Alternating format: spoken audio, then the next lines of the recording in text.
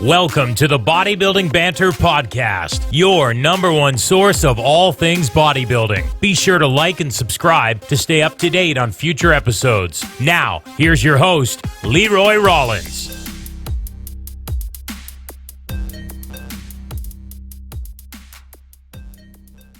Welcome to the podcast, people. I'm here, I think, second appearance now. Steve's been on the podcast, so introduce yourself, man, if people don't know who you are, and we'll dive on in. Cool, yeah, thank you again for having me. This is, my second time on the show, and I am Steve Hall, the founder of Revive Stronger, which is a content producer, kind of educational platform with our podcast, where I get to interview some of the smartest guys in the industry, which is really cool. And we're also an online coaching company, so take a lot of physique competitors to stage, also just people who are super interested in that sort of thing. So probably a lot of your listener base. Yeah. And I myself am a natural bodybuilder, and a dog owner. I don't know, not a lot else to me. I bodybuild. That's awesome. So start off, man, with how everything's going right now. I know you were tentatively planning to compete this year as I was. So where's everything sitting at with you right now? Especially, obviously people can tell by your accent that you're not from where I'm from. So are things pretty similar over where you are with gyms closing and everything? So I think we're actually very much in line, I think, with what the US are doing here in the UK. So we're pretty much in a soft lockdown, where if we're hanging around outside, we could get a fine, but we're allowed to go out for exercise to the supermarket, but we shouldn't really be out, and we shouldn't be meeting up with friends and things. So it's fairly strict, and gyms have been shut now. I think this will be the third week that they've been shut. So people have been going crazy trying to get home equipment, and it's all been home gyms and stuff. So it's been a bit manic, and to be honest, probably I imagine yourself, Leroy, and a lot of the listeners, it was quite stressful. I was basically waiting every day. When's the gym going to shut? When's the gym going to shut? Oh no, it's shut. Now I have to go online and try and find equipment or something. So I was just kind of holding out for that. And to be honest, once the gym shut, I felt better, because I was like, now I'm not worrying about the inevitability of them shutting. I need to rethink what I'm doing. The unfortunate thing is, like yourself, I was planning to compete this year, and the UKDFBA and BNBF, which are the two biggest federations in the UK, cancelled all their qualifiers. So they're just having finals, which is September time. I saw that. I think AJ had posted about that. So for you guys over there, you have your qualifier, British finals, and then worlds. That's kind of the tier. Exactly it. That's the process, which is hard, to be honest. Even getting to placing at finals is tough. So that's the journey, hopefully at some stage. So what was your plan this year? When were you gonna step on stage the first time?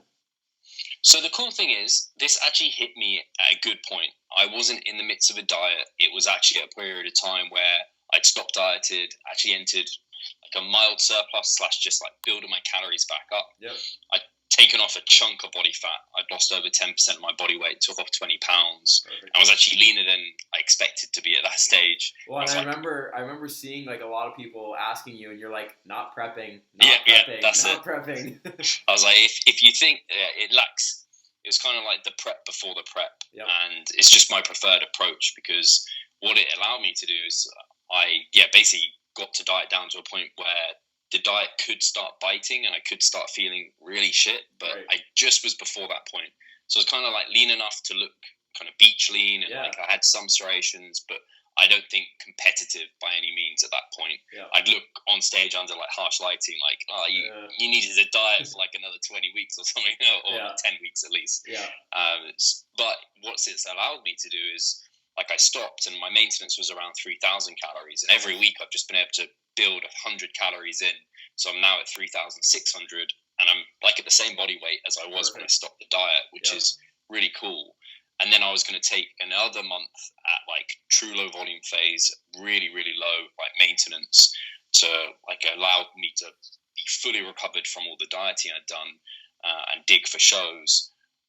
But now and I'd always planned to do finals, so my plan hasn't really changed, but qualifiers are a really nice opportunity to get your feet wet and practice peaking, get a bit of motivation and a boost, to be able to place top 3 at those, like you just can get a trophy. It's just, it feels good. It gives you like extra motivation to go to finals, and to have to go through all that time, just like, and kind of in the back of your head thinking, a final's even going to go ahead. I'm still a bit like, I'm not sure what I want to do, and I still have time. So I have about a month before I was considering getting back into prep anyway. Right. But no one wants to take them. Like, you've gone through that period of time where you've got like very close to stage ready, and the diet sucks. Life is kind of on the back burner, and you have to prioritize bodybuilding. No one wants to go through that unless they're competing. Like, if you're not stepping on stage, that's like the thing a lot of people talk about is like, you have no right getting to like much under 10% body fat if you're not competing, because it's not going to serve you well. It's just not very fun. Well, that's just it, right? I was literally just about to say, and it's not fun, and I don't think people really understand that haven't gone through it. Is, you know, you see the photos and stuff, but those last like 4 to 8 weeks, depending, it's not a good time, right? Like, you start to lose your desire to train, which for us right now sounds just mental. Like, I can't wait to train, but it gets to that point where even that deep love starts to go away, right? So to do that, like you said, and not potentially have that big reward at the end, it's hard. It's a very, very hard one. And you get all the negative impacts, like the poor relationship with food. Your like libido goes completely awful. You're grumpy. Your capacity to work for your job just goes down. You can't be social. There's so many negatives involved. And like, people will then be thinking, why the hell do you even do this? But it's that journey. In some ways, we love it. But only so that we can present something on stage and have that kind of reward. Otherwise, if the stage didn't exist, people wouldn't diet down to these ridiculous levels. Because there's no end goal there. Yeah, and you know, you mentioned you're kind of like beach lean right now, and that's like myself. Like, I'm about 10 to 15 off from like a predicted stage weight, and right now I feel good. I wouldn't say I have the ill effects from it. Was starting to creep a little bit, like the odd like food issue come up a little bit where you're just starting to look at stuff and you're like, no, that's not healthy. That's not healthy. I can't do that. But that's gone now, right? After like a week of just like reintroducing, like today, like I literally just had like a bagel with some chicken, and that like tasted unreal, but then cravings are gone. But that's not going to negatively affect me at all. And I've been kind of same boat as you, just playing around with calories a little bit, trying to build back up, and I'm still maintaining. Like, when I train, I'm nice and vascular, but I'm not to the point where I feel like death. Like, I got a good look. I did a photo shoot on the weekend, got some really good photos out of that. So I'm kind of waiting in the wings like you are, right? And just being like, okay, what's my time frame if something does come up, and do I want to go for it, or do I want to just stay and say, okay, 2021, let's just put it off, because it's hard. It's really hard not knowing. Yeah, that's what was so difficult about this period of time. And I think for a lot of us guys, we love certainty. We love like looking forward at our plan, or like I know I'm going to be able to hit my training, and you know, I'm eat my nutrition, and you have that goal in sight. And when that's taken away from you, so you're just kind of like in limbo. And you're like, what am I doing now? Like, am I in true off season, or am I still what am I for doing? These shows? Yeah, because like I don't want to commit to like a gaining phase that could be 4 months. There's no point. Right? And for me to just get excess weight on for the sake of seeing the scale go up, and like, even, you know, we can chase an off season from a gym performance perspective, but the gym's gone. So my training is very much like altered right now than what it would normally be if I had a full setup, right? Like, I can get really good workouts. I saw you squatting. I just saw your post. You do what you gotta do, right? Squatting with tarmac. And but you know, to commit to a gaining phase, it's half-assed, right? I know I'm not going to get nearly what I would want to get out of it, and it would just be me gaining body fat for the sake of gaining body fat. Whereas if I stay right now, I can kind of play the field and be like, okay, I can still train really good and I'm eating lots, but not to the point where I'm gaining excess weight, and I'm still within shooting distance of like 12 weeks out, right? So I think we're fortunate that we were in that position. I think anyone who's basically gone the other side, I call it like your lower end fat settling range. So basically, we're right at the low end of that. Any deeper and we're like in fire basically, and we're just feeling shit. So it's a case of get that fat off and then recover and get back to like safety basically. So anyone who is in that position where the diet's biting, they're in a difficult position because either they need to get out of the fire, gain some fat back, and then maintain and shoot for shows, or they need to just continue and dig for a show that may or may not be happening. So but then it's a case of, for us, how long do we want to be sitting here, kind of spinning our wheels a little bit, not knowing, like, it feels good and it's cool being lean and eating a lot, but there's only so long you want to do that as a bodybuilder. You want to be progressing. So it's a weird year for competitors. Yeah, and I think it's like I said, with people that aren't in this, you know, we're either committed to trying to gain or committed to try to get leaner, right? Like but yeah, we're in this weird position where you're kind of on the fence and you can't commit to either because you potentially might not get what you want either way. Yeah. Like if I start gaining body fat and get up to like my top end was early 190s last off season, which was about 12 pounds over previous off season. Was really happy, looking good. But for me to get back up to anywhere near that, and then all of a sudden shows are, 12 to 14 weeks out. Well, shit, now I'm just too fat, and I'm gonna have a very, very bad prep. God.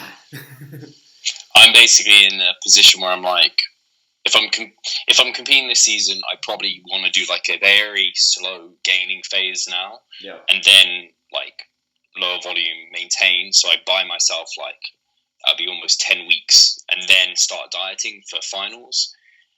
But if I don't want to do that, and I just want this to be off season, basically I want to like just lower my volume, train with the limited equipment I've got, not worry, just maintain, and then hopefully the gyms will be back open and just start a gaining phase. But yeah, it's a difficult. And rationally, the stage is always there. But when you've set your mind to you're competing this year, it's hard to let that go. It's hard. So what was your kind of reaction with clients? Like, what kind of feedback did you get when things when shit hit the fan? Obviously, we both coach, so we have both sides of it, right? As competitors and coaches. So what was like, I don't know, your email looking like for a couple days? Yeah, it was kind of mad because it was a case of, you probably have it the same. I've guys all over the world. So there are some countries that closed down like a week or two earlier than others. So I have some people that are still training in their gyms because they're actually just still open. Like somewhere like Sweden, they have quite a unique approach and they're not closing anything down. So like I've got a couple of guys out there who are still training in gyms. I'm like, screw you. But at the same time, I'm really happy for them because they can keep moving towards their goals. So for everyone else, it's a case of, okay, we need to get something basic set up initially just so you have something to get to, because I think, unlike a lot of us, we don't like having no structure. It's just a case of they needed something quick and structured. Yeah, I need something. And then it's like, sorry.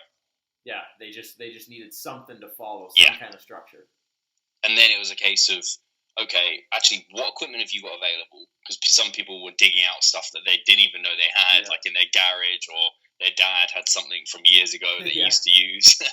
And then it was, what you buying, has that come yet? Because people were picking stuff up. And then it was like modifying programs. So it became very, very busy. At the same time, I coach a lot of personal trainers. And with the gym shut, they were like, I've just lost almost the entirety of my income's gone.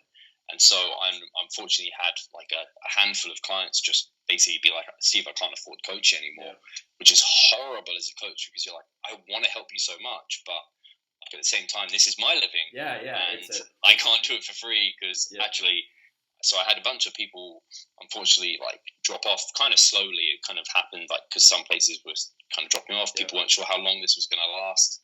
And it's lasted already here like a month. It's probably going to be like another month. We don't really know at the moment. So my workload kind of weirdly really raised because I was making all these modifications, but also my like income essentially was just completely dropped because I had these guys fall by the wayside. So it's been a really, it was not, I had 1 week where I had two of my clients who were very close to stage ready. Their shows get cancelled.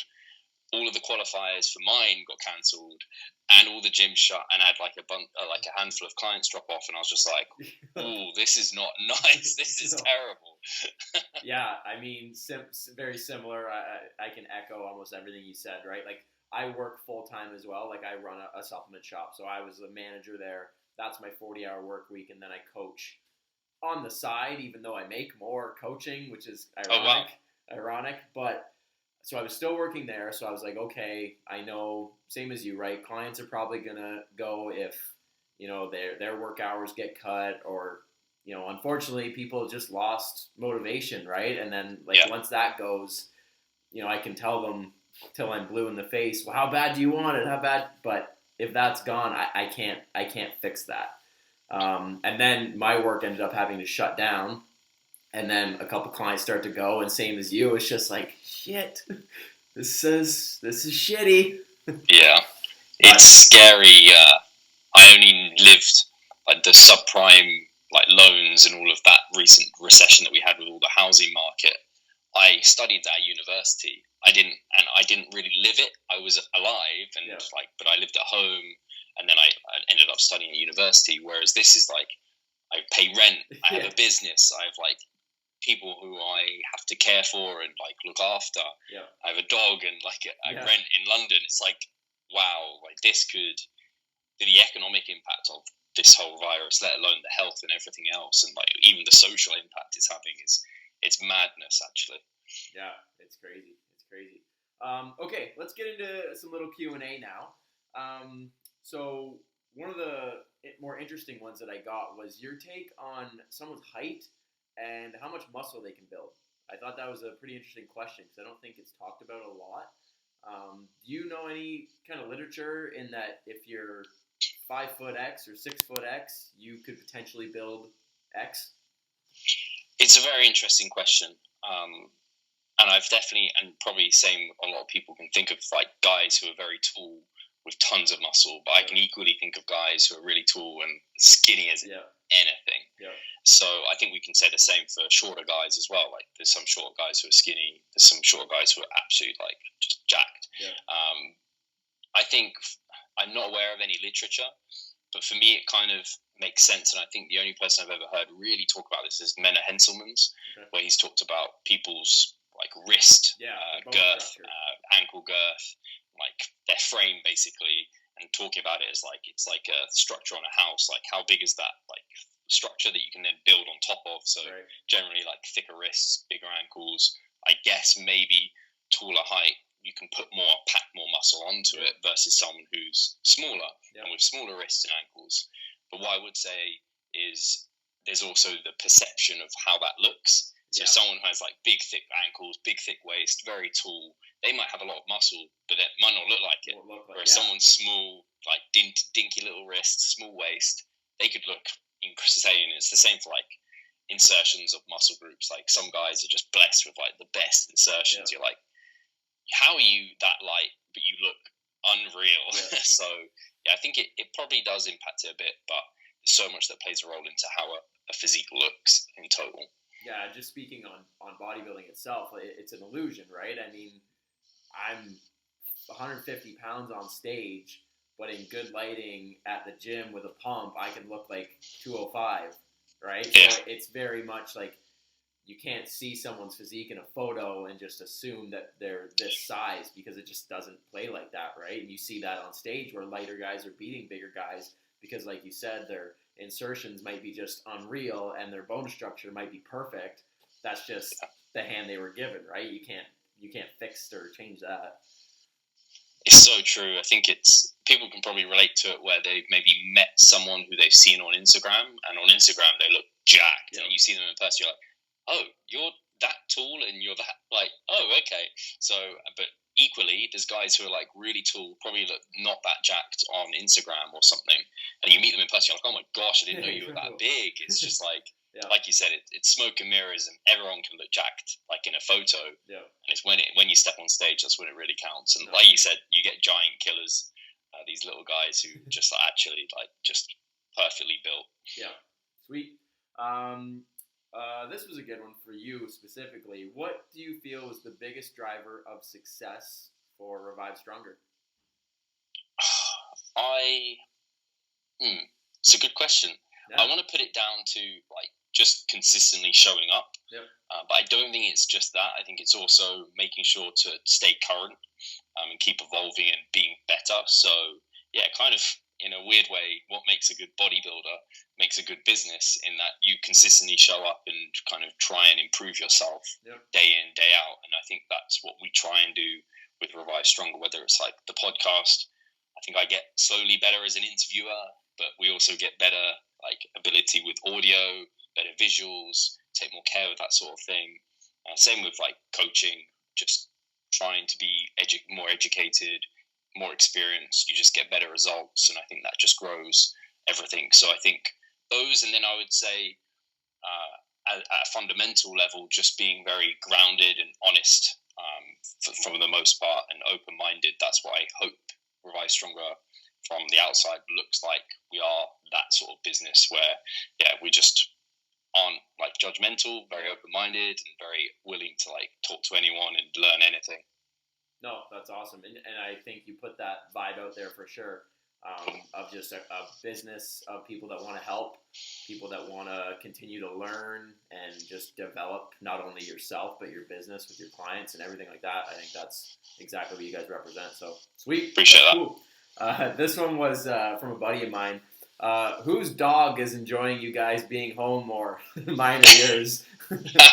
What do you have I saw your dog when you were squatting. I forgot what a husky. You have a husky? Yeah, he's an asshole. What's your husky called? Hercules. Hercules. Oh, fantastic. Do they need a lot of walking? Because so we walk him now. My fiance's working from home. She's been home now for a couple of weeks. She works at a law office, so they literally just sent her home with like a company laptop. So she's been home, and then when I've been now a week. Well, this is my first week home. So we get up first thing in the morning, walk him. For lunch, we take him out, and then in the evening we walk him again because he's just so much energy. Like during the day, he's pretty, because he's used to being home. He's like pretty chill. But then when we get like, I don't know, people have probably seen videos, like when we get working out and stuff like that, he's just like, oh my God, this is so exciting, and it's just nuts. That's awesome. Yeah, when I was younger, I always just imagined I'd have a husky because I think they're just a really cool dog. But I always worry that because they're the sort of dog that's bred to work, they just have unbelievable amounts of energy, which I guess is probably good for prep. I definitely found having Ada, she's a Patterdale crossed with a Jack Russell, so she has quite a lot of energy for a little dog, and they need quite a bit of walking. So that definitely helped get my steps up. But yeah, she kind of doesn't know what's going on. She's kind of like, why are you always home? This is like the weekend. Like Charlotte's home, I'm home. That's awesome. What are you doing right now to fill your downtime?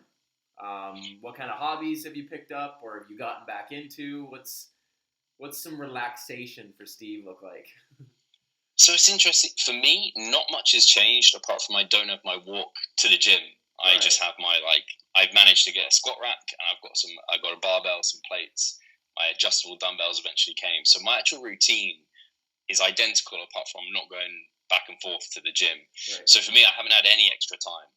But if I did have extra time, quite honestly, I'd probably put it into the business just because my free time would come from having less work from clients. And so I know I want to, when we're going to see a rebound out of this, the economy is going to come back up. People are going to want to get fit and healthier, and that's going to be a huge thing, I think, in the future. I want to be there on the forefront of people's minds. So any free time I'd have, unfortunately, I would love to say I'd just play the PlayStation or watch some more TV, but I'm going to be creating more content, doing more podcasts, or at least educating myself, watching various kind of webinars and things like this, or reading. So apart from that, when I do take downtime, which is stuff I would do anyway, I do at least listen to one Audible book every month. I have a monthly subscription, so that makes sure I kind of read a book a month. Otherwise, I wouldn't get that. And then every evening I do clock off from we take our dog out for a walk from 7, and 7 till 10, I'm basically eat dinner and just watch Netflix. And then on the weekends, I don't really work I don't work full time on the weekends, and I love just watching the Marvel Netflix series. So I'm on Luke Cage at the moment, which is actually really cool. Nice. What kind of books do you listen to? So I really like any that are by like military guys or guys who are in the Navy, those sort of ones, very much like leadership ones. Not ones you have to really, really focus on, but kind of just like get you kind of motivated, give you a different perspective, have a cool voiceover normally. So at the moment, I'm listening to someone who's in the like British SAS, and he's talking about the fear bubble. And actually, it was very appropriate to this time because he was talking about like how to basically defeat fear. And at the moment, it could be quite a fearful time. So I've actually referenced him a little bit when I'm talking to clients about trying to get them away from the fear and looking at this as like a positive thing. So they're the ones I tend to go for, like psychology type based ones. Very similar to you. Like I'm doing, like I've made it my mission to do a podcast every day while I'm off. Wow. Yeah. So I'm like literally messaging people every single day. I'm like, let's line it up because I got the time. Same as you, right? Trying to put more work into the content and the business and just putting stuff out there and trying to be like a good voice for people, because I think a lot of people's internal voice right now is like, oh, this sucks, oh, like I'm out of work, I got no money, blah blah. Like I'm hoping that, you know, something like someone can listen to you and I right now and be like, oh, okay, like A, I learned something, but B, like maybe it's not that bad, maybe things will get better, right? So I'm trying to be that for at least somebody. Yeah, it's a really hard. I've never been one to be either side. Like I'm very much on the fence with most things, which I don't think is necessarily a bad thing. It can be, because you just don't have an opinion. I think I do have an opinion. It's just normally in the middle, which is normally where you want to be, not black or white. You're like a shade of grey. I have seen, I think it's like a recent thing going around where people are like, if you haven't come out of this quarantine with like a new skill, or like you've got fitter, or like you've read 10 books, you failed or something. And then other people are like, this is bullshit, this is terrible. And I'm like, I understand where both are coming from. I think there's a middle ground. I think, sure, if initially, like, take in what's happened, it's shitty, it's not great, take a while to acknowledge that, process it. That's going to take a different period of time for different people. But eventually, I want everyone to get to a point where they can move forward and they can actually think about, like, progressing themselves, like we're talking about. We're not talking about, we're going to take some extra time to chill out. We want to just get on top of things. That's very much our nature, and not everyone's driven like us. But I do think just the people who get forward in life are the people that kind of take opportunities where not many are present.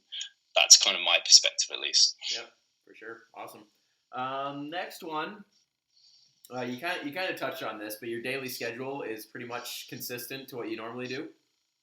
Yeah, it hasn't really changed. So I wake, like literally, I wake up, go to bed, same time as always. So I get up, do all my client work. I then have my first workout of the day. This week I'm deloading, so I'm only doing one, but typically I do my like morning workout.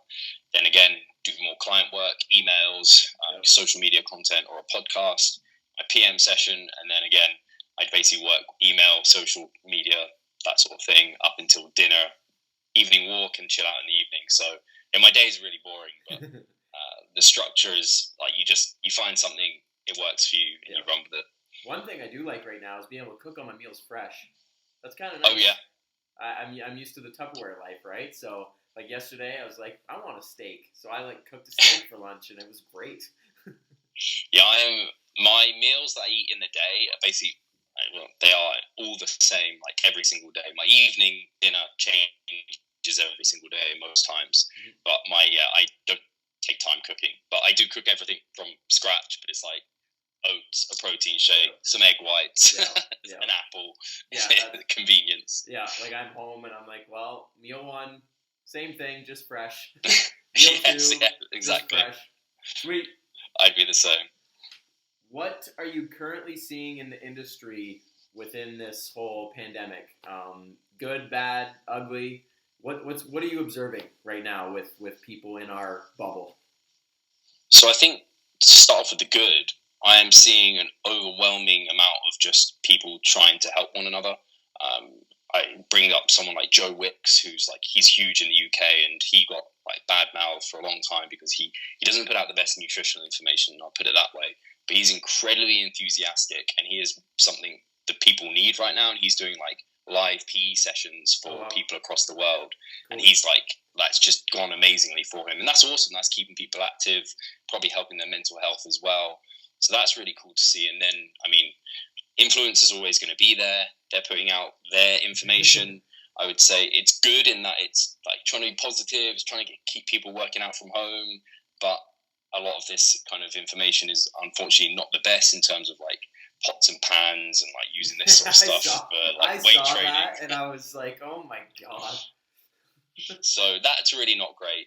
On another positive side, the evidence-based kind of arena that we're more so within have been like developing true ways to train muscles at home that are going to provide results as good as at home. At the gym. If you can like set yourself up right.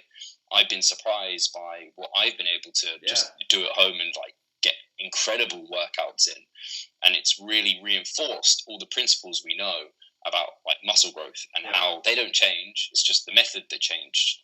And now we don't have our hack squats. We have to think of some weird convoluted way to do like a banded ball squat. That thing's nasty. Foam roller with the band, like that's death. I'm gonna keep that when I go back to the gym. I have a rumble roller, so that's not all gonna the work. bumps on it. So That's I was not like, can't do that. Pascal was like, I just do it with a towel. So I was like, okay, I'll try it with a towel.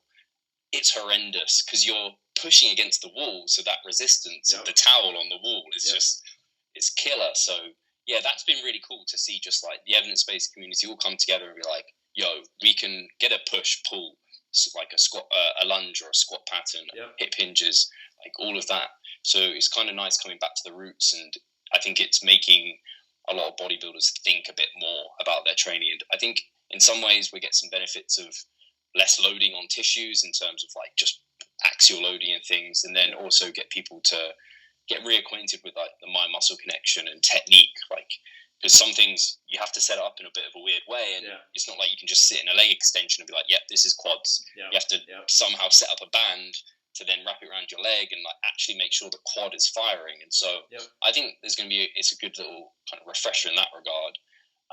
And then maybe I can't think. I had some bad in my mind, but I think some of the bad probably is just like some of the misinformation that's being spread as ever, like fake news. I think it was just recently there was like a whole like 5G thing about how 5G was causing the COVID virus. And it's like, come on, like this sort of thing is just awful. And in some ways I do feel this virus has brought out the best and the worst in people, where a lot of people are like quite selfish, but that's just like a general, like you see people doing things that are just reckless. Whereas a lot of people like they are staying home, and for the most part I think they're good things that I'm seeing in the fitness community. I can't really can you think of any bad things that really stand out to you? I can't really think of any off the top of my head. Yeah, just like nothing. I wouldn't say anything really new, right? Like there was people putting out like bad information on training, bad information on nutrition, that kind of stuff.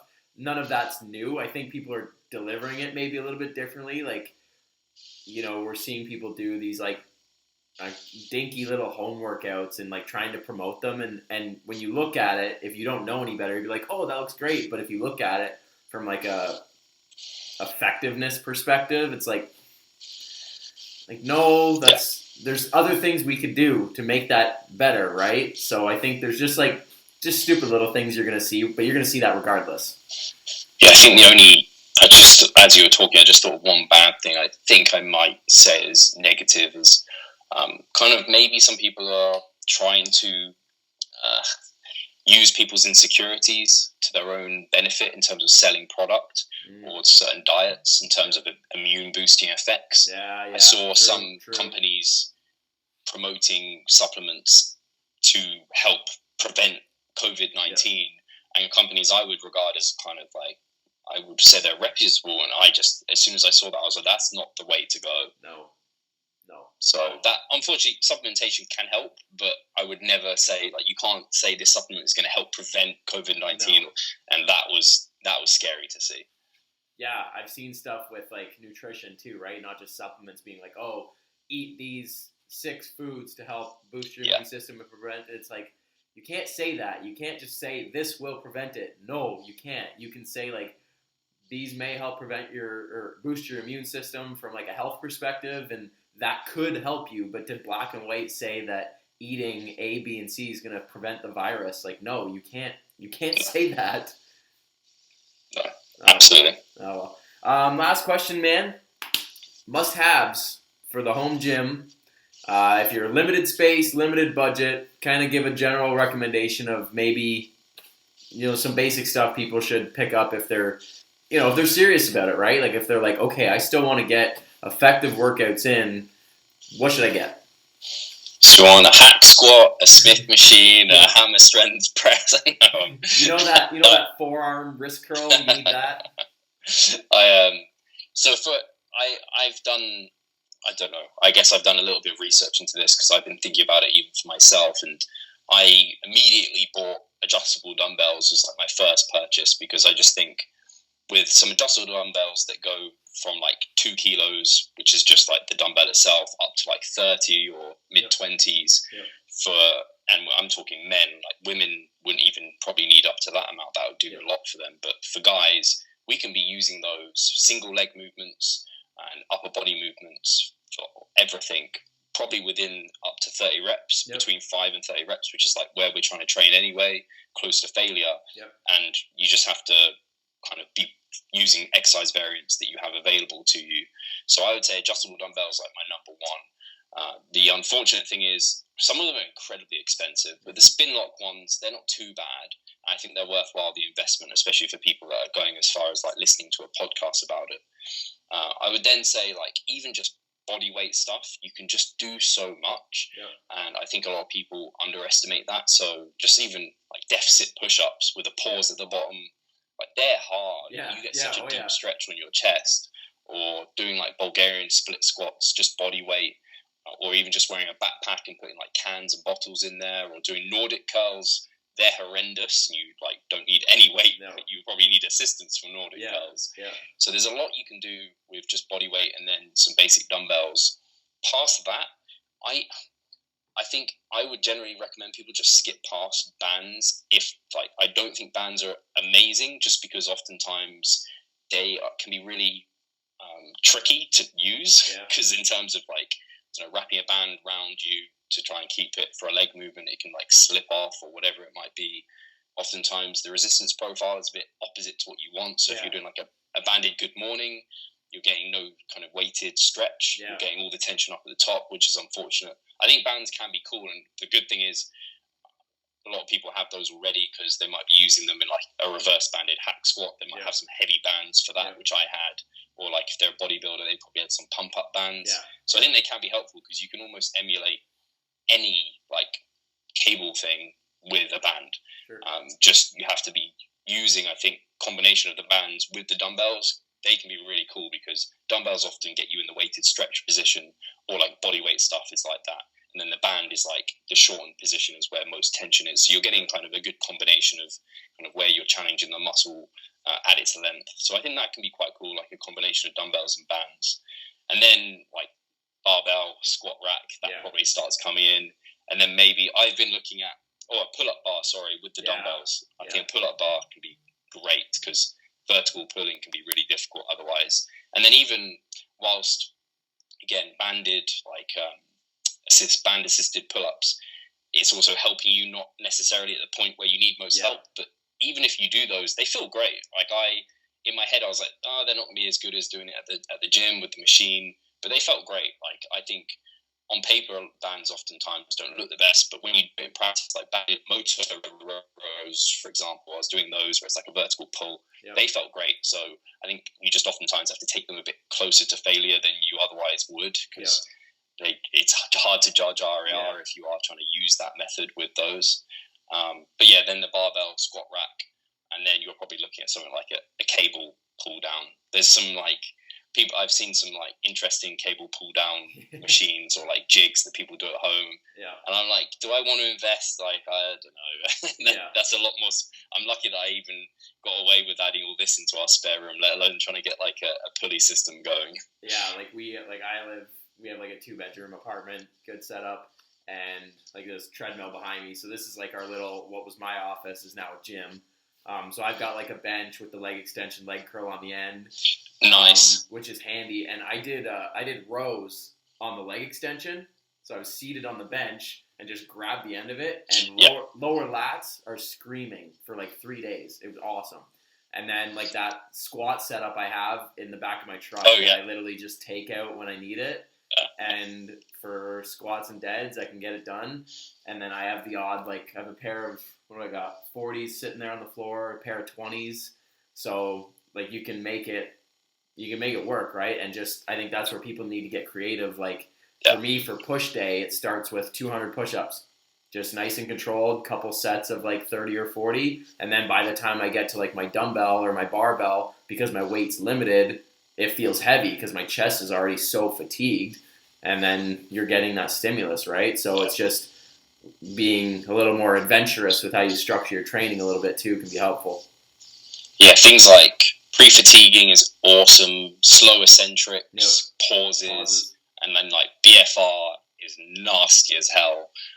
So yeah, there's a lot you can do. What do you have for, is there BFR bands that you have, or are you using anything specific for those? Like I have some old like resistance bands that I've like cut and tried to tighten, but I don't know if they're doing exactly what I need them to do.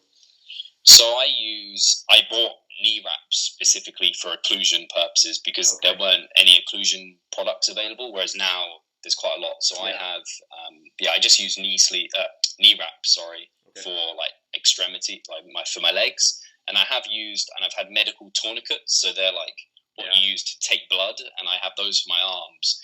They're a little bit too thin, like a slightly thicker to occlude properly would be better. So I have used my knee wraps on my arms as well, but that feels almost like they're occluding too much. My arms kind of go like purple, and it's just like a bit. I'm like, this seems too strong. But you can buy. I think you can probably go on Amazon and search like occlusion bands, and there's some products that come up, but I haven't got any specifically. Okay, cool. All right, man. That's all I got for you today. Appreciate you coming on. Yeah, no worries. I appreciate it. It's been fun chatting. So what time is it for you now? Almost 6 p.m.? So yeah, we're 20 to 6 now. Okay, right on. So you got a meal, you got a walk, and then relax. Yes, that is my evening. I'm looking forward to chilling a bit. Perfect. Plug all the Instagram and the member site and everything, man. Where can people find you? Awesome, yeah. So if people want to learn more about our coaching or the podcast or the members site that we have, they can go to revivestronger.com and they can find it all there and learn more. And then for me, if they want to get in contact with me personally, probably Instagram is the best place. That's where I'm most active. That's just Revive Stronger. And they can send me a message or something if they've got any questions about anything we've talked about. But yeah, I appreciate it. Thank you very much. All right, man. Thanks everybody for watching, and let me know if you want to see this guy's face on the podcast again, and we'll set it up. Thanks again, dude. Cheers, man. Have a good one.